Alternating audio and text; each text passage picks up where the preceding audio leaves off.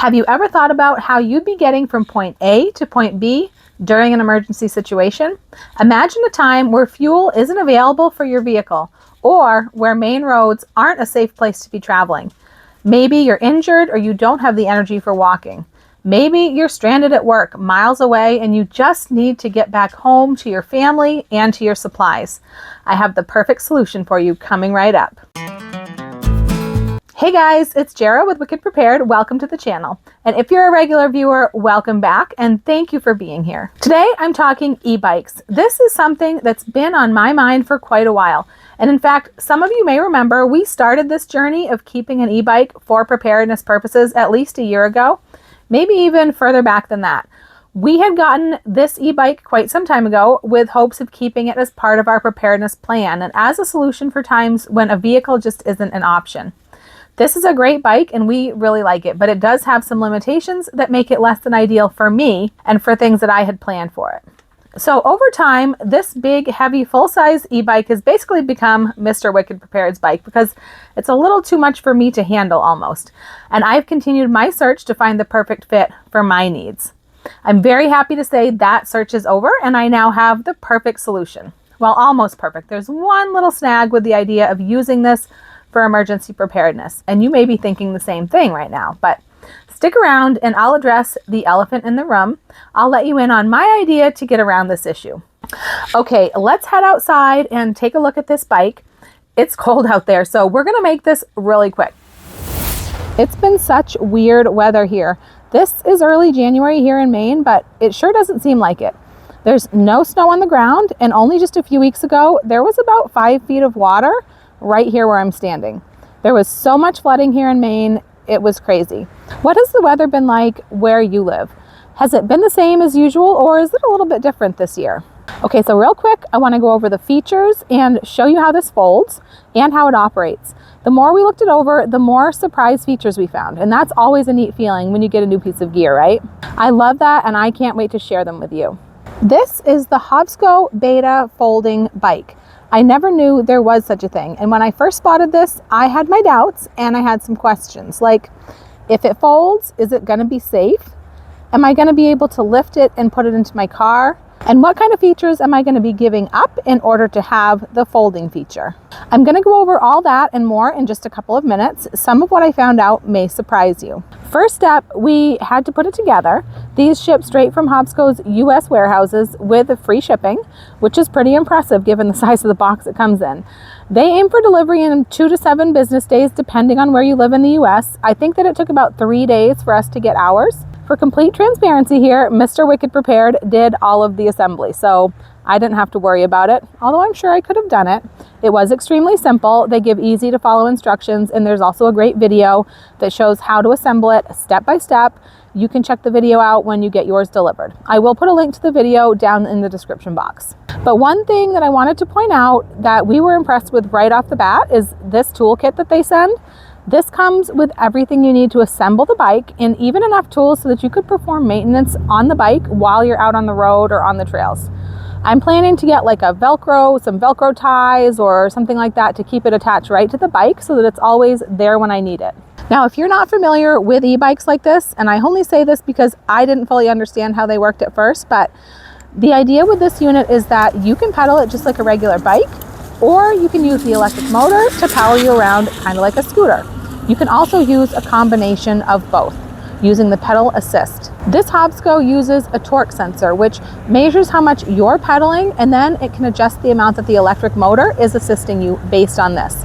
This makes it so much easier like going up hills, even getting going on flat ground, and it also saves energy which increases your battery range. Speaking of the battery, this is it right here. We were pretty happy to find out this is actually a Samsung LG battery. This is a 48 volt, 15 amp, 720 watt hour lithium ion battery.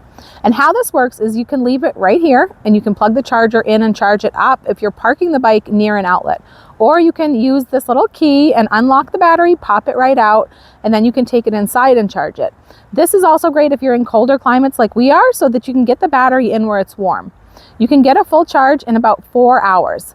Another surprise feature right here, this battery has its very own built-in light, which is perfect for how I'm planning on using this and keeping it right in my car. Even the tail light comes right off, and you could clip it to yourself or your gear if you weren't using the bike in an emergency. I love things that are multi-purpose. This battery is powering a 750 watt brushless motor, which is here in the rear wheel. This will go up to 28 miles an hour. And with pedal assist mode, you're looking at about a 60-mile range on a single charge. You can even extend that further with the more pedaling you're able to do. And when you think about it, most of the time, pedaling a bike is pretty easy, right? So anytime that you would be coasting along or going downhill, you're not using any of that battery power. If you keep that in mind, you can really ration the amount of power that you use and keep it for when you need it, like when you're going uphill or the later part of your trip when you're tired. What's nice is the information about how much battery that you have left, your speed, and your odometer are all right here in front of you while you're riding on the LCD screen. Hobco also has an app that you can connect to this bike that gives you a whole bunch of other features as well. Now, one more little surprise feature before we fold it up, this model has a walking mode. Why would a bike have something called a walking mode? You just push and hold the little minus button, and this will help the bike power itself along while you're walking next to it. So that can save a ton of battery life if like you're going up a really steep hill or over rough terrain or any situation that just doesn't feel right for riding. You can put it into the walking assist mode, and even though you're walking, at least you don't have to push the full weight of the bike. We've got a great headlight here, a tail light. The throttle is operated by your thumb. These buttons control the modes and speed and all of that. It's got front and rear brakes, 7 speeds that work just like a normal non-electric bike. It's got a full suspension in the front that's also adjustable and lockable. What's really cool about this design is it's a nice size for everyone. It's a step through, which makes it easier for those of us with shorter legs, but the handlebars and seat have a ton of adjustment, which means it can be comfortable for me at 5'5" and also for Rob at 6'4". It makes it look a little odd, I think, because the tires are only 20 inches, whereas a full-size bike has like 26-inch wheels or bigger, but the smaller wheels help keep it more compact.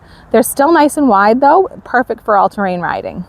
Hobco offers a few different accessories for this bike as well, and we have the front and rear racks installed on ours. They also have a fender kit available. We wanted the racks for helping to carry gear, which when you keep in mind that this has a 450-pound payload capacity, you could actually carry quite a bit on this, in addition to yourself. When Rob bolted these on, he said he wasn't sure how they'd work or if they'd get in the way of the folding feature, which really wouldn't be a huge deal because we could just take them off, but we wanted to try it.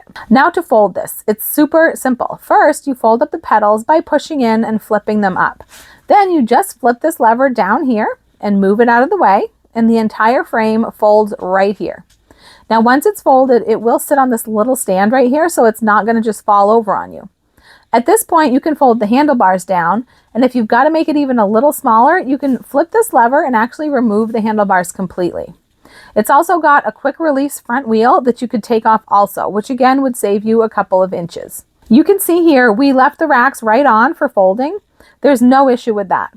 Now this thing weighs in at 66.4 pounds with the battery installed. You could take the battery out and save a few pounds when you're lifting it. It's not exactly light, but it's not impossible to lift, that's for sure. Most importantly, it's built well with nice quality components. It's strong, it feels tough, it doesn't flex or bend. It doesn't feel like it's going to fall apart even though it folds completely in half.